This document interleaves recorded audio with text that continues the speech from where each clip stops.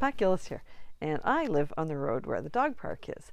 And so every now and again, you'll see a car going down the road, and the dogs know they're on the road to the dog park, so they're so excited, and they're barking and barking and barking and absolutely going crazy.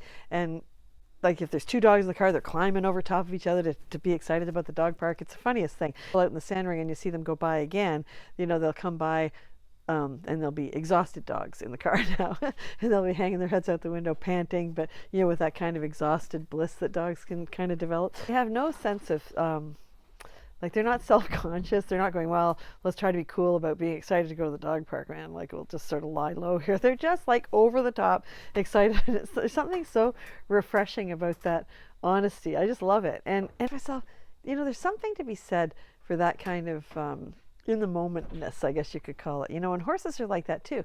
Like I have this one horse, and he had ate a carrot one time, and he choked on it. And my gosh, we were really worried he was not going to make it. And we had the vet out and everything. Like it was touch and go, right? And we're all like worried sick about him. But the funny thing was, not at the time funny, but funny later, is that when the carrot finally, all of a sudden, through all this veterinary intervention, we got the carrot to pass. And the carrot went down. It was no longer stuck in his throat. And he literally turned around and wanted something else to eat. And I thought, wow, talking about being in the moment, right? A moment ago, we all thought you were going to die, and now you've swallowed the carrot and you're ready and saying, where else can I have something else to eat? Which I think is absolutely fascinating.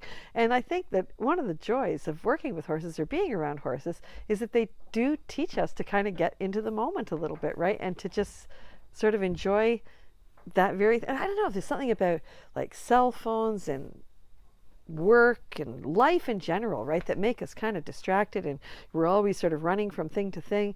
And then you kind of hang out with horses and it's like everything stops, right? Because horses they demand a certain amount of attention from us, right? You end up finding yourself when you deal with horses all the time being kind of more, it's like a cliche, but in the moment, right? Like we're kind of present to them all the time, and that's one of the great gifts that horses can give us, and those dogs going to the dog park can give us that too. It's just a thought this week about being present and the fact that horses can do that for us. And I think that's just one of their many, many gifts. So in the meantime, if you're watching this anywhere besides at our blog, go over there, scroll down and leave me a message.